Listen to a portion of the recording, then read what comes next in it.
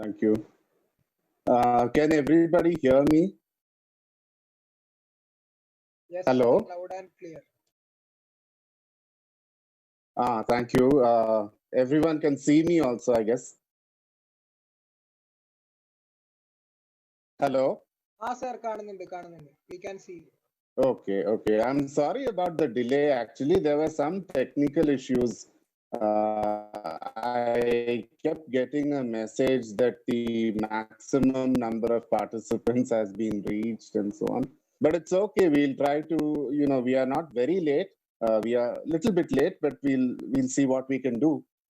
So I'll get into the topic straight away. I would like to thank, of course, the principal and the management of St. Michael's College, and of course Titus sir, who was my senior teammate on the BA English syllabus revision committee of Kerala University last year, and was really wonderful to work with. Very indulgent towards me, very loving and indulgent towards me, I must say. Um, so it was with great pleasure when he asked me if I could do a talk like this. It was, of course, a matter of great joy for me to say yes to it. How far I will do justice to this is a different question, because modernism and postmodernism are oceans. There are a lot of complicated ideas, and every idea, every event, every text is rooted in multiple points of history, multiple points of culture. Uh, so it's a big web, actually. It's a big and complex web. But we'll try to see whether we can be thorough with at least the more important links, the more important threads of the web, shall we say. What is modernism? Modernism is the questioning of certainties. Okay. People in the West, okay, we are talking about the West now. The East has its own story. The Americas had their own story. Africa had its own stories, I would say. Uh, we are talking about Europe, Britain, to some extent the United States, and Europe, the rest of Europe, and that too Western Europe more than Eastern Europe.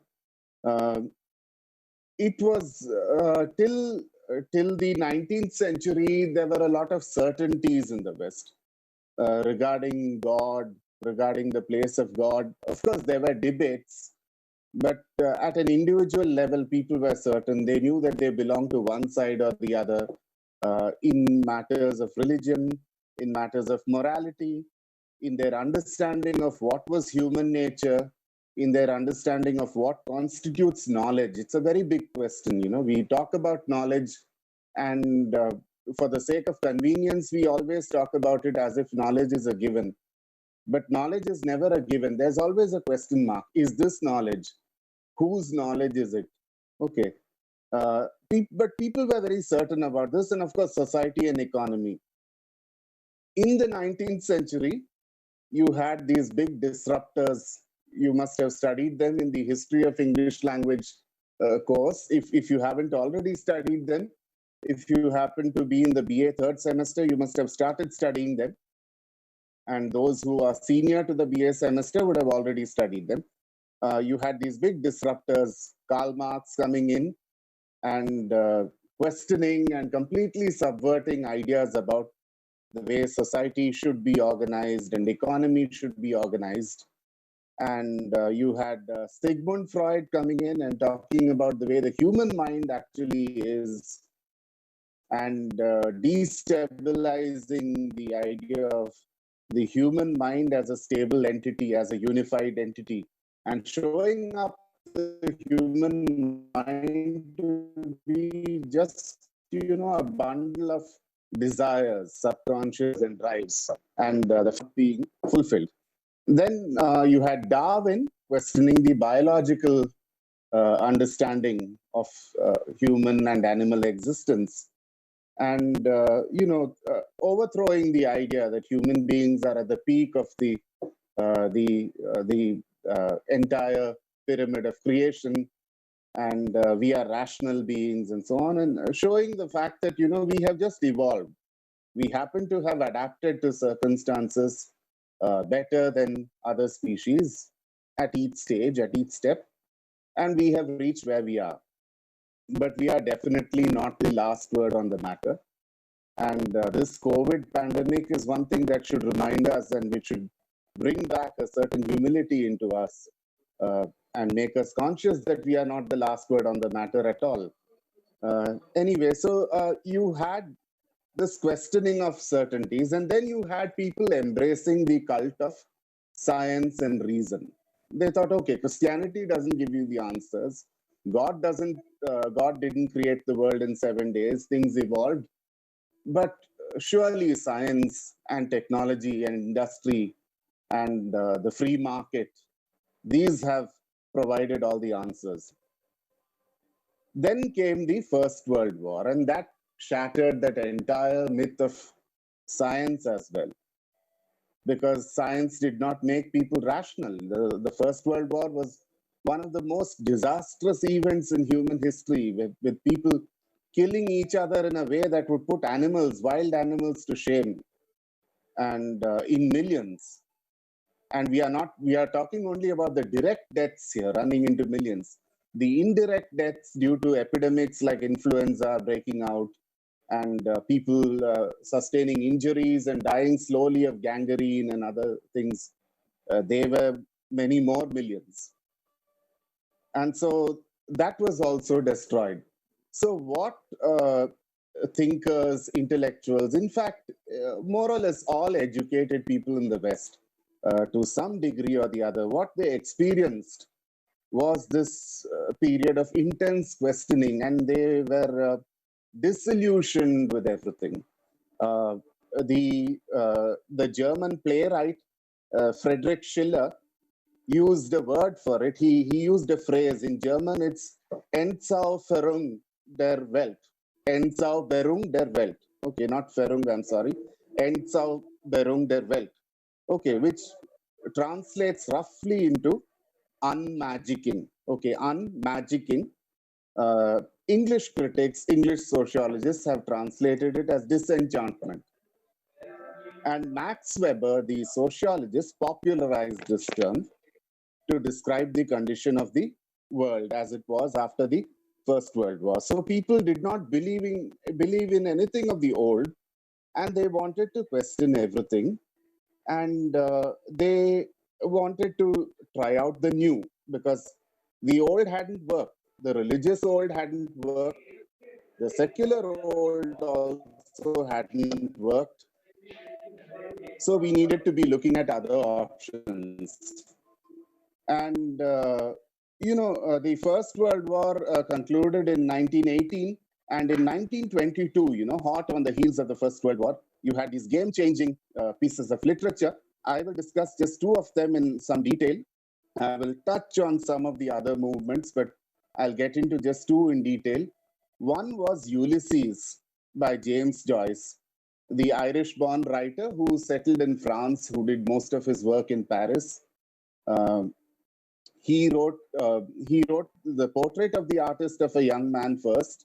He wrote the Dubliners short story collection first. Then he wrote the portrait of the artist as a young man. And then he came up with Ulysses, which is a big, huge novel, more than 900 pages. If you have the courage and the patience for it. He started work on the novel in 1914, before the war, at the outbreak of the war, in fact, and he finished in 1922.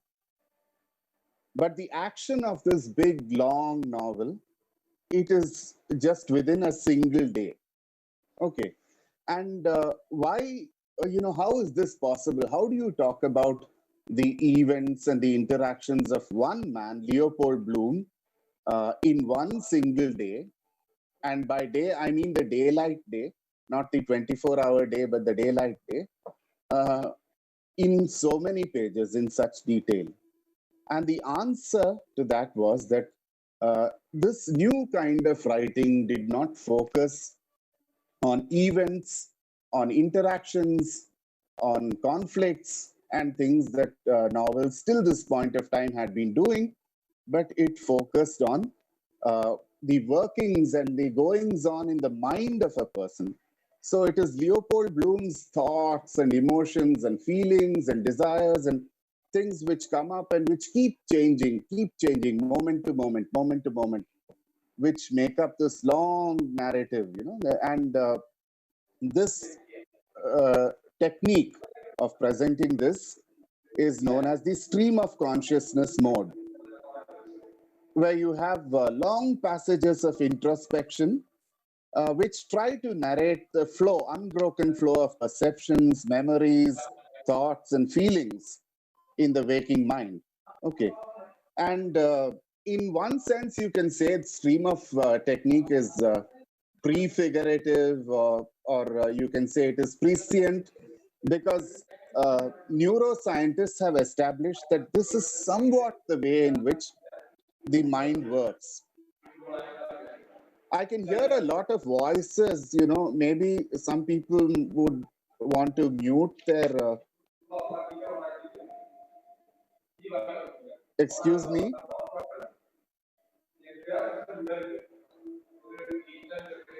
Excuse me. The voices are from one Anuradha PR.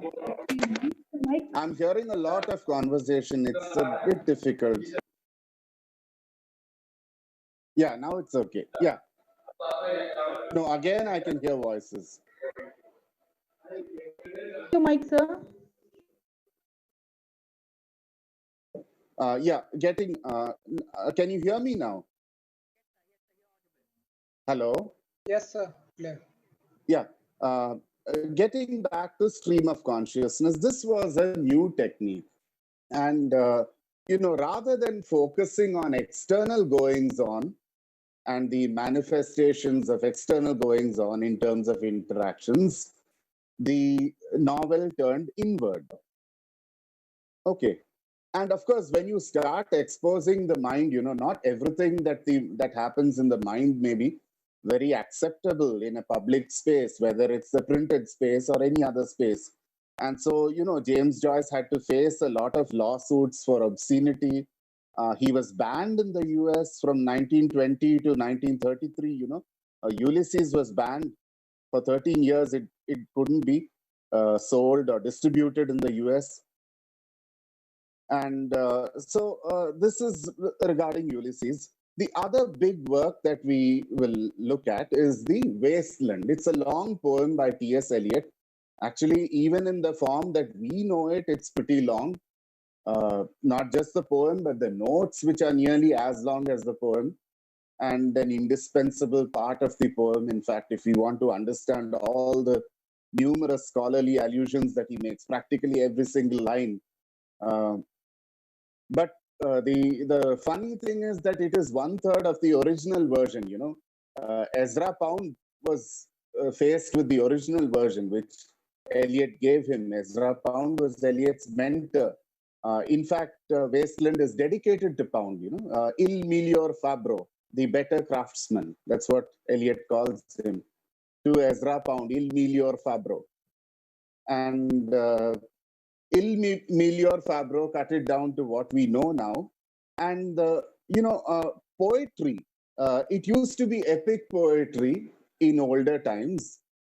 From the time of Shakespeare, poetry had turned inward in a big way with the sonnets and the Shakespearean sonnets. It was very inward looking poetry by and large, except for some satirical poetry in the 17th and 18th century. But by and large, it had turned to the individual and inward. And when the modernists came along, when Eliot and Pound came along, they turned it a little outward again, not entirely outward, but they turned it a little outward again. And that is what we see in The Wasteland, where there is a decay of civilization. There is a decay, a breakdown of order, breakdown of certainties. Okay. So, looking through the lens of these two major texts, definitive texts, and of course through Virginia Woolf's novels regarding, she is also a very powerful exponent of the stream of consciousness technique, especially in Mrs. Dalloway. It's about one day in the life of the wife of an MP, of a House of Commons MP. where she is making arrangements along with her 17-year-old daughter to have a grand party in the evening. She is contacting people, she is giving instructions, receiving things, giving things, and thinking about everything, feeling about everything all along. And all that is documented, all that is put down in the novel. And when you look at modernism through these things, what do you see? You see that the subject matter of literature has changed. Literature is not only about lofty things or glorious things. I'm sorry. Literature is no longer about lofty and glorious things, but it shows the underbelly of human life, human thought, human desire, human instinct. And when you do this, aesthetics also changes, because you are not looking at only the beautiful. So aesthetics can no longer be the science of beauty. It has to be the science of ugliness also. Then formally speaking, you have a lot of experimentation. The wasteland can be described as a big bunch of allusions. So it's the ultimate intertextual text. Okay.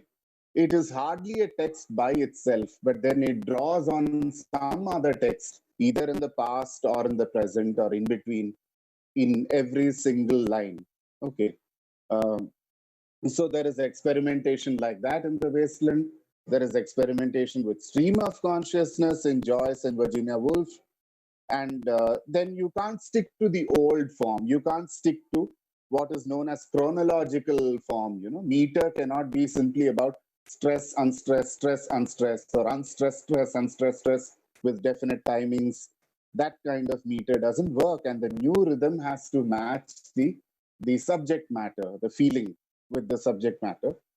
And another thing that happened to literature with modernism is that it became very reflexive, reflecting on itself.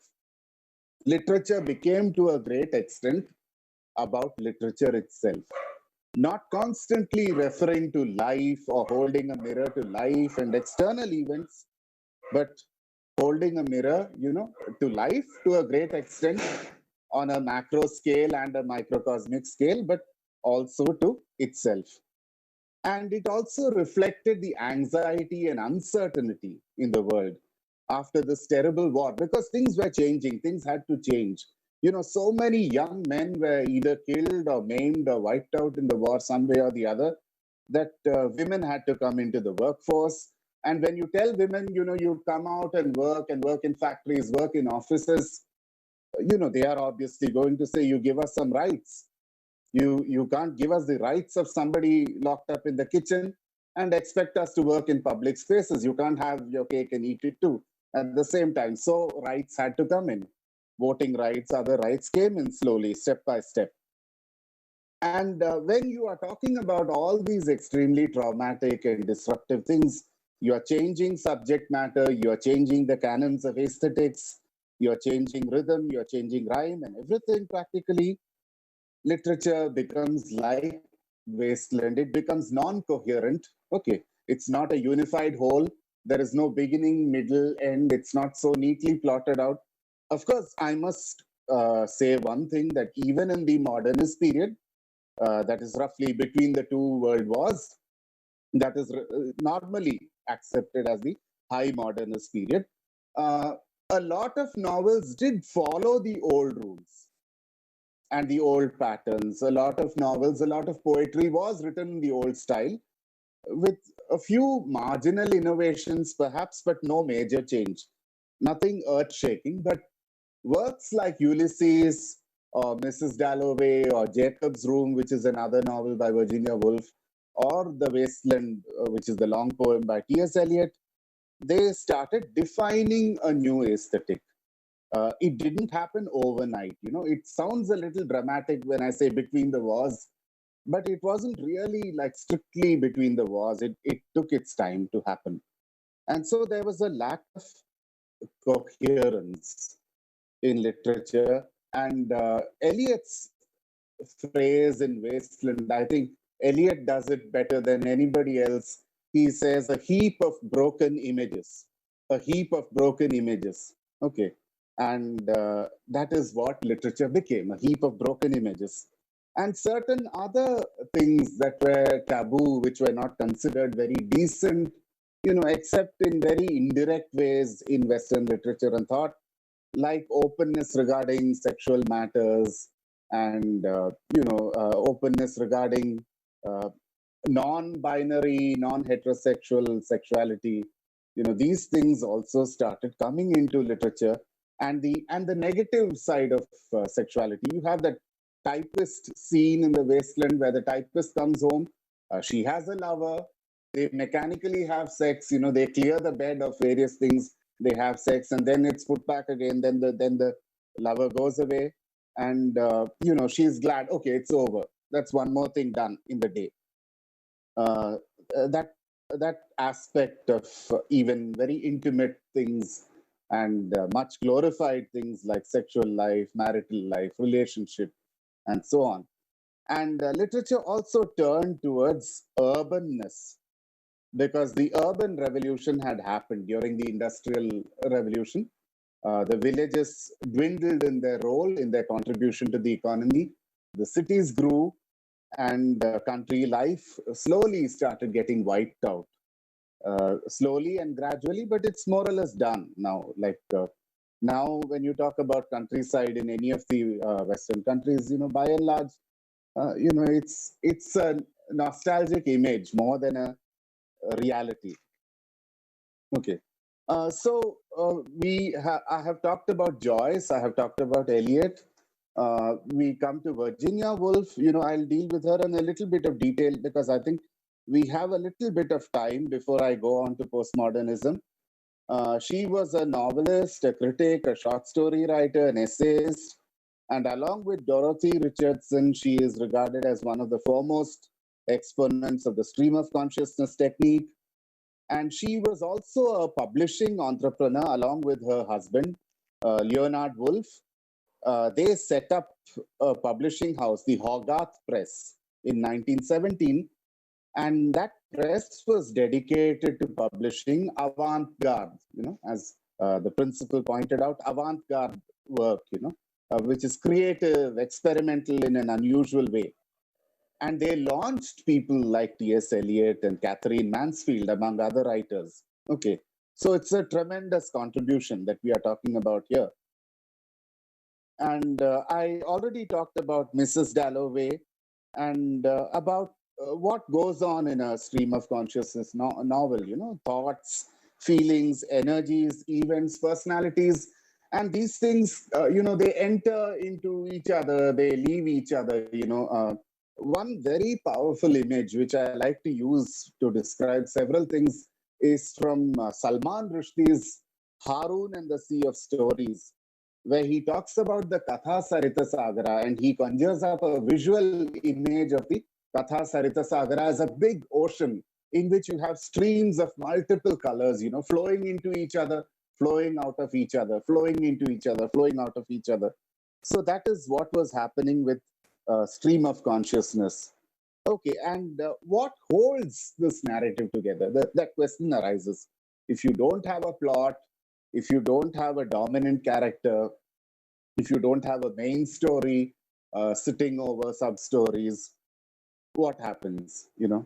What holds these things together? Normally, there is a character. At least in Ulysses, there is a character. In Mrs. Dalloway, there is a character. In the lighthouse, to the lighthouse, sorry. Into the lighthouse, there is a character. Character to some extent holds these narratives together. So that was one point on which modernism had not completely broken with previous, I won't say movements, but I would say previous tendencies or previous paradigms. I think paradigm is the best word, an entire way, an entire worldview and template of viewing things and doing things, so it had not broken with the paradigms that went earlier. Okay. Then we look at one more modernist figure. This is to look at another aspect of modernism. Modernism was very overtly political. Of course, politics had started, even with Percy Bysshe Shelley in his poetry.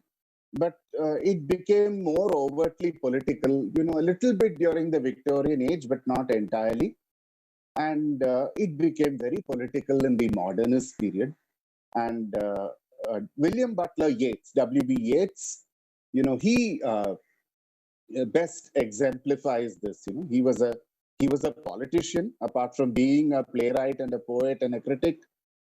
He was a nationalist. He was a member of the Irish Senate for a long time, a Nobel Prize winner, and he had a very publicly known stand on various issues in the Irish freedom movement. He wrote all his poetry side by side with all this political activity. And his theater, his poetry, poems like Easter 1916 and so on, they are overtly political. Even the Second Coming is political in a certain way. Even a personal poem like Prayer for My Daughter, which in a way is a prayer of a father for a daughter and how the daughter should grow up. Even that, in a certain sense, makes certain political statements. It strikes a blow for conservatism at the level of the family. Okay. You had Yeats doing these things in his poetry. Okay, and Second Coming is very apocalyptic in its poetry, in its prediction that there will be a second coming and the world is a fearsome, a frightening place. The best lack all conviction and the worst are full of passionate intensity. That is the way he describes the condition of the world in Second Coming. And these are some of the major writers. I'm not getting into detail. There are a host of other people, but then I need to go on to postmodernism because we have to wind up the show by 4:30. There is no time beyond 4:30. So I will bid goodbye to modernism there. Again, I'm sorry. I had to run through it a little bit because of the delay. I wanted to do some detail on the various schools of literature, the offshoots of modernist literature, like imagism, expressionism, futurism, dadaism, and so on. But because of the time constraint, we won't get into them in detail. What I could do is I have prepared a document on all these things, and I could mail it to Father Titus, and he could share it with all of you. That would give you a lot of the information which otherwise I would have given you. And what I give you now, you can treat it as a kind of commentary and a bunch of pointers, heap of broken images, which you can use to look at that information, and then to read and arrive at your own understanding of modernism. So we come to postmodernism. Okay, and I was requested to speak about post-structuralism, structuralism, post-structuralism, and deconstruction, which is post-structuralism in practice. Okay, and I'll have to touch on Derrida and so on. But before that, I would like to go over postmodernism. What is postmodernism? We talked about the ways in which modernism departed from earlier traditions, the subject matter, the aesthetics, experimentation, departure from established forms, reflexiveness, and non-coherence, openness to sexual matters and to urban decay and all these things. Uh, Postmodernism, in one sense, you look at the term, post is chronological. That is the primary meaning. It means after. So after modernism, what did you have with regard to these departures that modernism had made? You had a slightly more a kind of extreme form. Okay. You had a slightly more intense departure from these things. But at the same time, there was some break with modernist forms also. And some of these things, like one important break was polyphony, several voices. Modernism had brought in polyphony to some extent, not just modernism. In fact, even the old English novel, even Tristram Shandy, in fact, many critics talk about Tristram Shandy as the first postmodern novel in English because there is polyphony, plenty of polyphony in it, a lot of voices, lot of characters, lot of voices being heard. And you even have this movement between genres, between ways of structures of expression. Okay. Uh, there were some other points of departure also. Apart from the more intense polyphony, modernism was tough. You have one look at James Joyce, you try reading 10 pages, and you realize that modernism is not, it's not child's play. It's serious stuff. You have to get into it really deep. You have to, get all your energies into it if you want to get something out of it. It is tough. It's challenging. The modernist art forms are also challenging. They are not easy to understand. Modernist poetry, Wasteland is very challenging. You need to be familiar with Fraser's Golden Bow. You need to be familiar with Susan Westing's From Ritual to Romance. You need to know a little bit of Brihadaranyaka Upanishad. You need to know Shakespeare. You need to know so many people, Satyricon of Petronicus. So many texts. You need to have a touch with the entire tradition, European tradition. Okay. So modernism was considered elitist. Okay. In a certain sense, modernism was talking about, a disruption, departure from earlier ways, the questioning of earlier ways, well-established ways. But modernism was also establishing certain ways which were not necessarily understandable by everybody or easily acceptable to everybody. It was also a tough game. So postmodernism took a turn to pop culture, to language and culture that people could relate to very easily. Not necessarily educated people alone, but even semi-educated or uneducated people could relate to certain cultural forms, and postmodernism took those forms within its fold. So there was an anti-elitism. That's the term which they used to describe one postmodern characteristic, that is anti-elitism. Then there was this movement between genres that became completely free. Modernism had stuck to a few orthodoxies, at least one binding character or one binding period of time, some kind of unity or another somewhere. But postmodernism, pulled the pin out of that as well, and you have movement between forms, and you have history and fiction getting into each other. You have something called historiographic metafiction. That is, you create a story, you write a novel with fictional characters, they play the main role, and you bring in historical characters and occurrences, or you bring in historical characters taking part in imaginary occurrences, okay, fictitious occurrences, participating in them, but they are in a side role, they are not main. And my strong personal recommendation would be, if you want to understand postmodernism, of course, there are a lot of books that introduce the subject. You have you have the poetics of postmodernism. I don't recall who wrote that. I'll come back to her name. I'm a little bad with names these days. Yeah, poetics of postmodernism, and you have Lyotard, the postmodern condition, a report on knowledge. Heavy duty theory.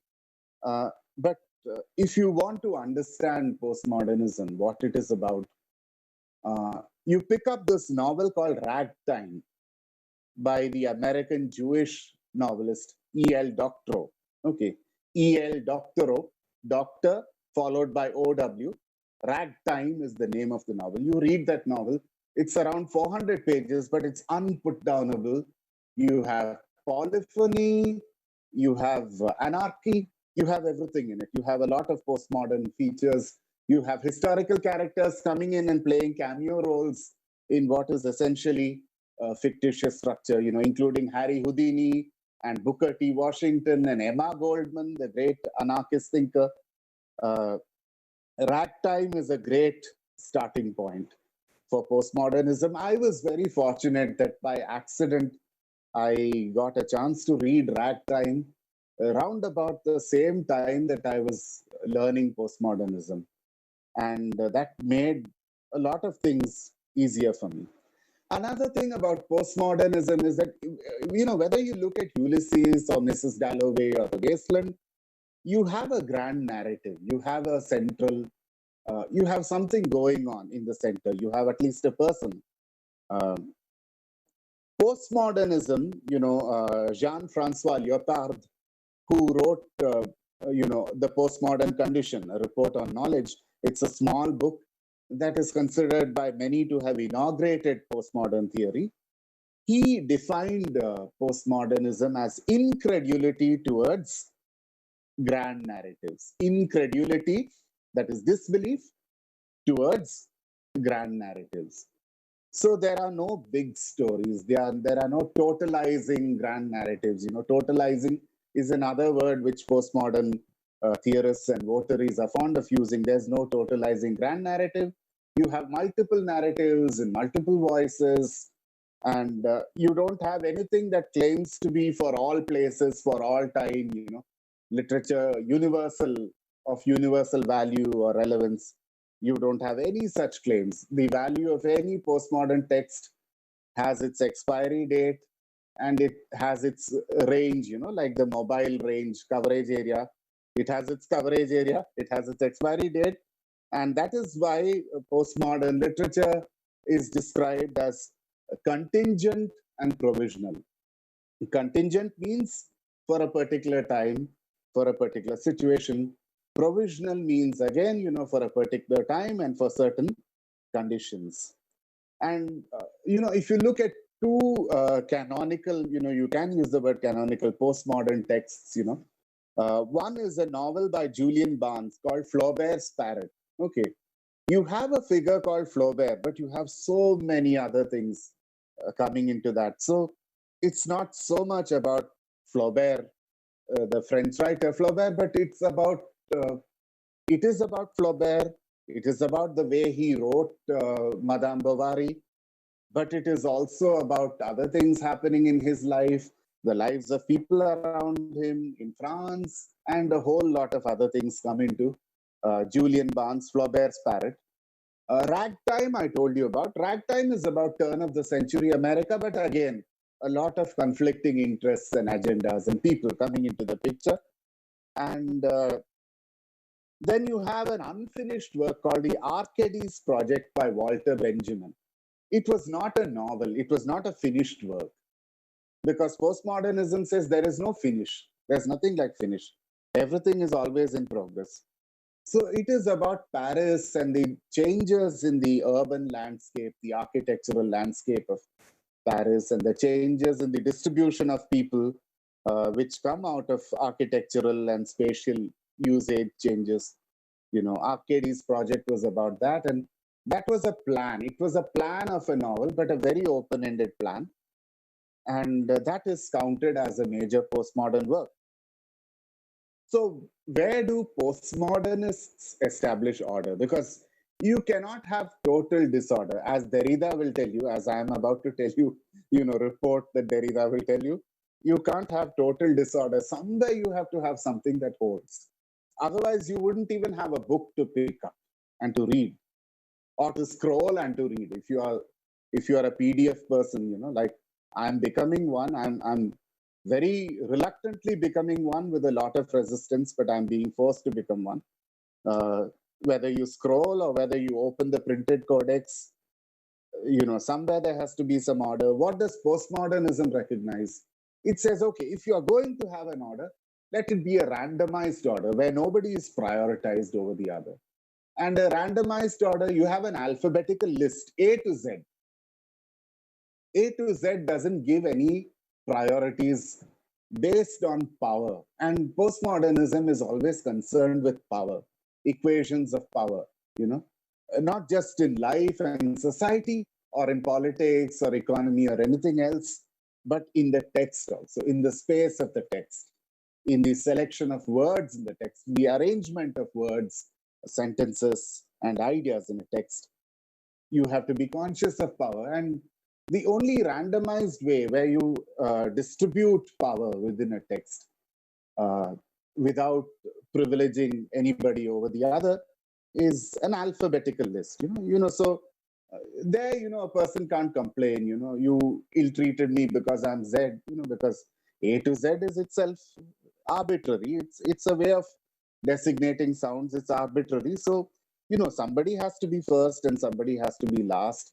There is no discrimination tied to politics or economy or aesthetic value or cultural privilege or anything else here. Okay. And postmodernism also, as I told you, it experimented with forms like metafiction, fiction about fiction, and concrete poetry. A very interesting example. I desperately searched for it on the internet. I had seen it years ago. The American poet Amiri Baraka, one of his poems is concrete poetry. That is, the poem is printed in a way which is visual. And a lot of the meaning, the so-called meaning of the poem, is from the visual image. And there is one poem in which he just repeatedly types out, forgive my language, he repeatedly types out the word fuck, fuck, fuck, repeatedly, but it is printed in the shape of the stars and stripes, the American flag. Okay. That was a concrete poem, an experimental poem that he had done. Of course, all of Amiri Baraka's work is not like that. Please don't generalize. But that is an interest. That is, I talked about that because it opens, it gives you an idea of the tremendous, outrageous, disruptive possibilities of postmodernism. Okay. So this is regarding postmodernism. And now I'll come to post-structuralism, which is a kind of, the theoretical equivalent, the theoretical and practical critical equivalent of the entire postmodern effort. Okay.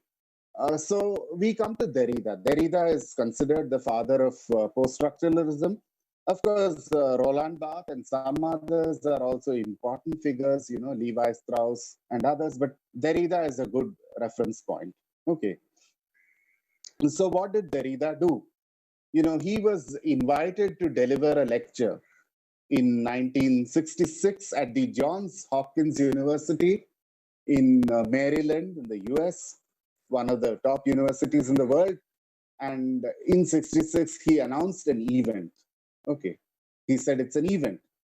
And what is the event? It was a new method of thought and a new method of literary analysis, which he went on to call deconstruction. And the title of the lecture, which has now come down to us as an essay, which we have studied, which many of you, at least the postgraduate students, must have studied, is Structure, Sign, and Play in the Discourse of the Human Sciences. Structure, Sign, and Play in the Discourse of the Human Sciences. Okay. And, what Derrida talked about was subverting the authority of texts and the tradition. Hello? Sir. So you were talking about Derrida. Yeah, where exactly did I stop? Did I talk about the lack of originality? So you were talking about subverting the text in his essay. Okay, yeah. So Derrida does not claim that he is original. In fact, people like Roland Barthes and others, even the modernists to an extent, they had more or less abandoned the claim. Even T.S. Eliot's tradition and individual talent, the claim about originality had been more or less given up. Everything is drawn from, to put it in Barthes' words in Death of the Author, everything is drawn from innumerable centers of culture. Barthes says a text is a tissue of quotations drawn from innumerable centers of culture. So that was accepted. It more or less became accepted. Derrida goes back to Nietzsche. And he talks about Nietzsche was a philosopher who subverted the truth claims of philosophy. Okay. So Derrida goes back to Nietzsche as far as the truth claims of philosophy are concerned. Then he goes back to Freud, to disrupt the idea that the human mind or the human rationale or whatever you call it is a stable whole. And he goes back to Martin Heidegger and Heidegger's concept of destruction, a destruction spelt with a K, not a C. Okay. Destruction, and that it was from Heidegger's destruction that Derrida derived the word deconstruction. And what is being destroyed here? What is being destroyed is the assumption that what is, what exists is always signaled by what is present. Okay. Western philosophy tends to look at everything in terms of binaries, right from the time of Plato. And in the binaries, there is always a visible element and an invisible element. And all inferences, of knowledge are made in terms of the visible element. Okay. And the invisible element is somewhere pushed to the margins. But if you look at any of these binaries, what do you find? You find that the invisible element is essential even for defining the visible. There can be no visible without invisible. There can be no light if you don't know darkness. There can be no man if you don't know woman. There can be no Occident if you didn't know an Orient. No civilized unless you talked about a savage. No normal unless you talked about an abnormal. And Heidegger's point is no presence unless there is an absence. It makes no sense to talk about one as being more prominent than the other. And there is something very seriously wrong from the epistemic point of view, from the point of view of constructing knowledge, to define one and treat one as being more important, more prominent, and being a greater constituent of knowledge than the other. Okay, so this was from Heidegger that he took this idea. And then Derrida also drew on Saussurian linguistics. Saussure had talked about, he talked about the relationship between signifier and signified being arbitrary. One bunch of sounds which we call a word, we use it to connote some object or to denote some object or the other. But it need not necessarily be that. There is nothing inherently logical, in saying table for table, because, in English we say table, in Malayalam we say meja, in Hindi we say mage for the same thing. Okay. So obviously there's no logic in that. So there is arbitrariness in the entire system. But then Saussure, Saussurian linguistics and Saussure, they talked about the system as a whole having some kind of logic. Okay. And having certain rules. And that is why they talked about, paradigmatic relationships, syntagmatic relationship, two things can exist in a sentence at the same time, or they cannot exist at the same time. They have to replace one another. They talked about that. And that was, a certain logic and order was ascribed to that. And, so what Derrida did, he said that if meaning lies outside, if meaning is not inside a system, if it is arbitrary, if we are using a certain word for an object which is outside the system of language, outside the system of signification, either by language or by pictures or any other kind of signs, then what sense does it make to talk about stable meaning? You can't talk about stable meaning. You can't say that X and Y are related to each other in such and such way, and therefore the meaning is stable. It makes no sense to say that, because they are all referring outside to something else. And so that is why Derrida said that, and this is the key idea of post-structuralism. He said, meaning is the endless play of signifiers. Meaning can keep changing. And when we want to understand a term, when we want to understand discourse, when we want to understand anything that is written, literature, we need to not only look at the present meaning, the assigned meaning, but we need to look at absent meanings in the same thing. Only then will we be able to have a look at all the dimensions of a certain word. So if I want to understand Europe, particularly during colonial times, I have to look at the East, and I have to look at Africa. I have to look at South America, with which the Europeans had so brutally colonialized and ravaged uh, during that period. And the meaning of the West comes from the East. So I need to keep doing this. I need to keep bringing the invisible terms from the periphery, the less privileged invisible terms. I need to bring them to the center, make them visible, and give them privilege, at least for some time. That needs to be done. And that has to keep happening, because if you bring one term from the periphery to the center and you install it in a position of privilege and then you don't do anything, after some time it will be as oppressive and as limiting as the term that it replaced. Okay. So you need to keep disrupting, you need to keep creating these ruptures. And this process of disrupting, this process of bringing things from the periphery, bringing meaning from the periphery to the center, constantly, this is basically what is deconstruction. This is the practice of post-structuralism, which we can conveniently understand as deconstruction. Okay. So this, and meaning is constantly deferred or postponed. Okay. You don't have any ultimate meaning. The meaning, it will emerge. It will emerge. It has to keep emerging. Depending on the situation, it can change. One very interesting word, we look at mail, Mail initially meant a chain link armor, which people wore as a part of self-defense during the medieval wars. Then it referred to a security guard traveling with these stagecoaches, running between towns across a lot of countryside with a lot of looting and robbery, and you needed a security guard with weapons and mail to protect the people traveling in those coaches and to protect the property. So these stagecoaches and that system became mail.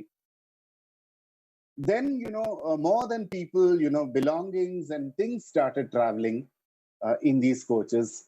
And what was sent, letters plus other commodities, other things that were sent by these coaches, they became mail. Then when the stage coaches disappeared and you had a modern postal system, sorry, with the bus and, various other means, mail van and train or whatever. Then letters which were sent by the postal department through all these means, they became mail. And now by mail, most of us understand email, electronic mail. Okay. If I want somebody to send me something in print, I have to tell them registered post or speed post. I can't say mail. If I say mail, if it is something that can be sent by email, I'll get it by email. If there is no PDF, immediately that person will tell me, sir, there is no PDF. How will I mail you? Okay. So this is how meaning actually works in reality. Of course, it's not as if everything is happening in one day. It takes time. This mail story took a few centuries to come the way it has. And tomorrow, mail might very well mean some other thing. But we have to constantly keep doing this kind of disruption, which Derrida called deconstruction. Only then will we approach something close to meaning of a text at a given point of time. But that meaning is provisional. Derrida says that, to do all this, to talk about the invalidity of ideas and the invalidity of meaning, we need to take recourse to words. And people have to understand us. So at least provisionally, at least temporarily, we need to believe that words have got meaning. There has to be a consensus on that between the speaker and the listeners, at least for some time. for the length of one particular conversation, if not more, or one particular exchange, if not more. People need to assume that there is meaning. So just like you need to talk about language to talk about the arbitrary nature of language, to talk about the instability of meaning, you need to take meaning for granted at various points. It's like the old fashioned filmmaking, you have a lot of still pictures, particularly animation films, before all this technology came into existence. You have a whole lot of still pictures, and you spin them on a reel fast enough and they become moving pictures. Okay. Kids have even got in Tare Zameen Par, they show the child doing that, no? The dyslexic child. He flips a book, he has drawn a lot of drawings of his parents in various positions. And when you flip the pages very fast, you can see that he was actually thinking about his parents leaving him in boarding school and going away, abandoning him. Okay. So that probably comes closest to what I can do by way of giving a visual idea of the Derridan concept of meaning. And so what ultimately is meaning? To define that, what do we do? What is the way out of this paradox? And Derrida says the answer is bricolage. Bricolage is a term that Derrida borrows from the anthropologist Claude Levi-Strauss. Levi-Strauss was an anthropologist who had done a lot of work in South American societies. He has written Triste Tropique about his studies in the Amazon rainforest among various tribes and a lot of other things, And Levi-Strauss wrote a book called The Raw and the Cooked. Okay, The Raw and the Cooked. And in that book, he uses this term bricolage. Bricolage basically means that you use something to serve a purpose for which that particular object or that particular idea or that particular concept was not originally meant. Okay. So mail was originally meant to describe a certain kind of armor, kavacham, the chain link kavacham. And but what we are doing with mail today is bricolage. It's an electronic message that we send, across great distances, almost in real time. Okay. So that is the answer. In Hindi, you have a word for it, jugaad, where you use various things for various purposes which have nothing to do with the purpose that was there in the mind of the designer or the manufacturer. Or I can put a bundle of books and put my mobile or laptop on top of it to get a kind of to get some height. Books are meant to be read; they are not meant for that, but very often they can be used for that. Okay. The newspaper, once you read it, or sometimes even without reading it, you might use it for keeping various things, for wrapping things most commonly, or even for eating or throwing waste or doing a lot of things. Okay. So he says, Derrida says, so given this kind of nature of meaning and this kind of solution that bricolage is the answer, what you need to do is to evaluate terms, to evaluate ideas, concepts, terms, not in terms of their truth value, because there is nothing like truth value. Truth is not a stable entity. Truth is always for a moment, it's provisional, it's assumed. Not for their truth value, but for their methodological value. That is the use value. How useful are they to talk about something? So this is applicable not just to words, not just to terms, not just to images in literature, but it can be applicable even to ideologies, to some extent, because even if you look at ideologies, very often ideologies emerge as a corrective to something that has gone before, just like modernism emerged as a kind of corrective to the earlier literary traditions, which were unable to adequately express the trauma and chaos caused by the World War and by the process of Entzauberung, Entzauberung der Welt, demagicking, disenchantment with the world. and the complete overthrow of belief in certain things that had been taken for granted for centuries. And the old literature could not express that adequately. So you had a corrective tendency called modernism. Modernism also started ossifying, developing certain orthodoxies, and you needed postmodernism to deal with that issue. And so that is why at each point of time, we do a certain amount of bricolage. We take things, for their use value. How useful are they? Where do ideas come from? This is actually related to a management concept by the great management thinker, Edward de Bono. He has developed a concept called water logic. Water logic tells you that you don't look at things the way they are and evaluate them as they are, but you try to see from where they have come from. And you also try to see where they are growing. It's like a stream of water. It has an origin, it has a middle, and it's going somewhere.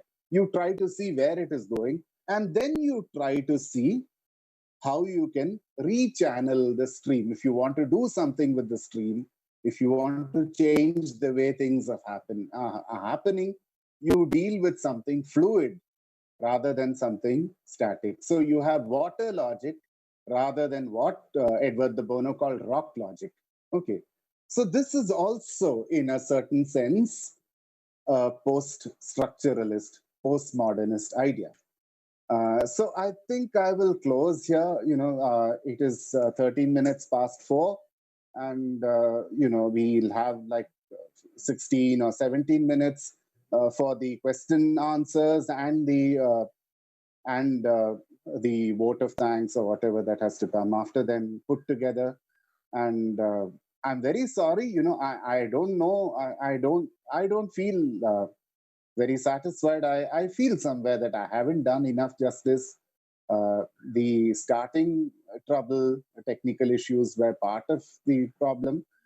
But, I would always look at it this way, that if I have succeeded in getting you excited about modernism and postmodernism, and looking at these ideas, keeping them in your mind and playing around with them and testing them out with whatever you see and you hear and you touch and you feel and so on, then in that sense, yeah, I would say, yeah, I have carried it off.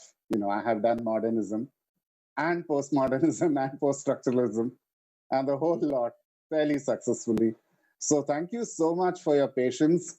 Once again, I'm sorry to the audience and to the organizers, that I was not able to sync technically so as fast as they expected. And there were some glitches, partly due to the platform, nobody's fault, partly because of our own unfamiliarity, perhaps, with these things.